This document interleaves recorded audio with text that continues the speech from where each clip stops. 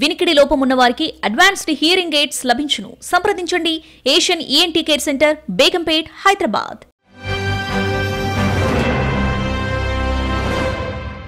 Welcome to 3TV. ఈరోజు political డిబేట్లో మనతో ఉన్నారు సీనియర్ జర్నలిస్ట్ కృష్ణ సాయిరామ్ గారు. సార్ నమస్తే సార్. సార్, ఈ పోసాని కృష్ణమురళిని అరెస్ట్ చేశారు, ఆయనపై విచారణ కూడా జరుగుతుంది. అంటే చాలా జిల్లాల్లో కూడా ఆయనపై కేసులు నమోదైనట్టు కూడా తెలుస్తుంది.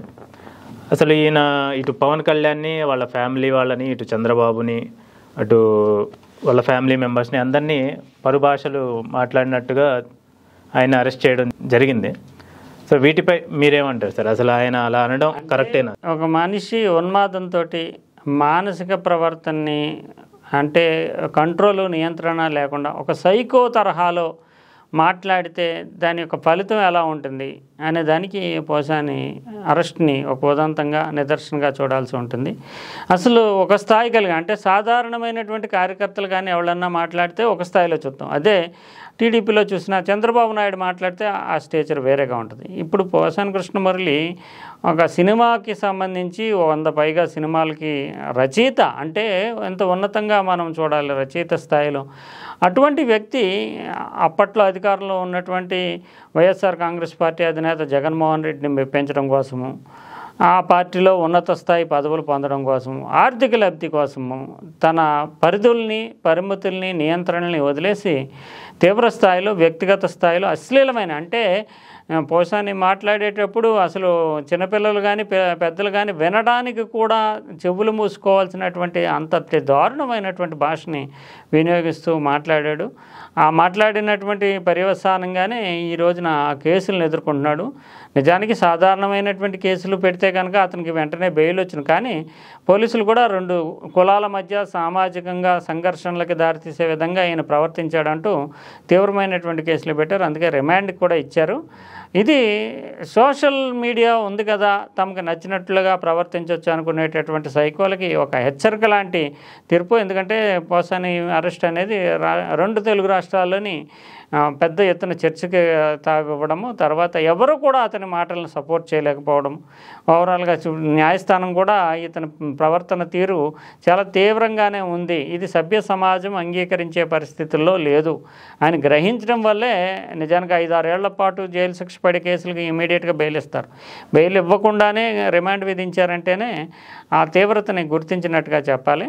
నిజానికి వైఎస్ఆర్ కాంగ్రెస్ పార్టీ హయాంలో చూస్తే కనుక బోరుగడ్డ అనిల్ కుమార్, శ్రీరెడ్డి, మంత్రులుగా ఉన్నటువంటి కొడాలి నాని కావచ్చు, అంబటి రాంబాబు కావచ్చు, రోజా కావచ్చు, వీళ్ళంతా ఒక స్థాయిని శృతి మించి పోలీసులు తమ చేతిలోనే ఉంటారు కనుక ఎవరు ఏమి చేయలేరు అన్న స్థాయిలో వాళ్ళు వ్యక్తిగతంగా ఎదుటి వాళ్ళ యొక్క ప్రతిష్టని, ఆత్మాభిమానాన్ని దెబ్బతీసే విధంగా ప్రవర్తించారు. ఆ కేసులు ఇప్పుడు ఒక్కొక్కటి ఇప్పటికి ఆల్రెడీ వల్లభనేని వంశీ, ఇప్పుడు కొడాలి నాని మీద కూడా పెడతారని అంటున్నారు. ఈ పోసాని మీద పెట్టారు. ఎందుకంటే పోసాని వీళ్ళందరికంటే కూడా ఒక భిన్నమైన డైరెక్ట్గా టార్గెట్ చేస్తూ బూతులు తిట్టడం, వాళ్ళైతే తిట్లు కింద ఉన్నాయి కానీ ఇది బూతుల స్థాయిలోకి వెళ్ళిపోయినటువంటి పరిస్థితిలో అతను అరెస్ట్ చేశారు. అతను కూడా గ్రహించాడు, ప్రభుత్వం మారిన వెంటనే నేను ఇంకే రాజకీయాలు చేయను, నేను ఇంకా మాట్లాడను, ఇలాంటి అంటే ఏదో సున్నితంగా చూసి చూడనట్టు పోతారని అనుకున్నారు.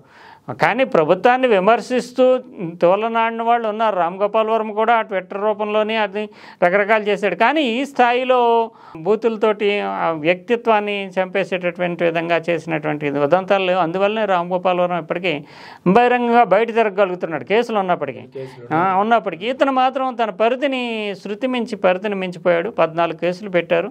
వాటన్నిటినీ ఫలితాన్ని కూడా చూస్తున్నాడు. అంతేకాకుండా ఇది ఇప్పుడు అధికారంలో ఉన్నటువంటి తెలుగుదేశం పార్టీకి కూడా ఒక గుణపాఠం. ఎందుకంటే అప్పట్లో వైసీపీ వాళ్ళు రెచ్చిపోయి చేసినటువంటి పర్యవసానంగా ఇప్పుడు కేసులు ఎదుర్కొన్నారు. ఇప్పుడు కూడా తాము అధికారంలో ఉన్నాం కనుక జగన్మోహన్ రెడ్డి మీద కానీ ఇతరుల మీద కానీ ఆ తీవ్ర స్థాయిలో విరుచుకుపడి అశ్లీలత కానీ, లేదంటే అతని యొక్క ఆత్మాభిమానం దెబ్బతీసే విధంగా కానీ విమర్శలు చేసి, ఆరోపణలు చేసి సోషల్ మీడియా వేదికని వెచ్చలవిడిగా వాడుకుంటే కనుక మళ్ళీ ఎప్పుడైనా సరే కేసులు ఎదుర్కోవాల్సి వస్తుంది. ఎందుకంటే ఈ కేసులన్నీ కూడా 4 ఏళ్ళు 3 ఏళ్ల క్రితం ఆరోపణలు, అటువంటిది ఎదుర్కోవాల్సి వస్తుంది అనేటటువంటిది తెలియడము, దీన్ని చూడడం వల్ల ఒక పరిధిలో, పరిమితిలో మాత్రమే ఆరోపణల్ని, విమర్శల్ని శృతి మించకుండా, అశ్లీలత స్థాయికి వెళ్లకుండా కంట్రోల్ చేసుకోవాల్సిన అవసరం ఉంది.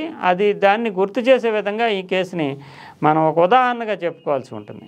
లిమిట్స్ దాటితే లిమిట్స్ దాటినటువంటి ఎవరికైనా సరే ఎప్పుడైనా సరే ఇబ్బంది పడాల్సి వస్తుంది. అంత పెద్ద సెలబ్రిటీలు అయినటువంటి ఇతను కూడా నిజానికి పోసాని కూడా ఆర్థిక లబ్ధి కూడా పొందాడు. ఈ స్క్రిప్ట్ అతను చాలా అంటే రిమాండ్ రిపోర్ట్లో చూస్తే కనుక సజ్జల రామకృష్ణారెడ్డి స్క్రిప్ట్ అందించేవారు. తర్వాత సజ్జల భార్గవరెడ్డి నేను చేసినటువంటి దాంట్లో అన్నింటిని కూడా విమర్శల్ని వైరల్ చేసేవారు.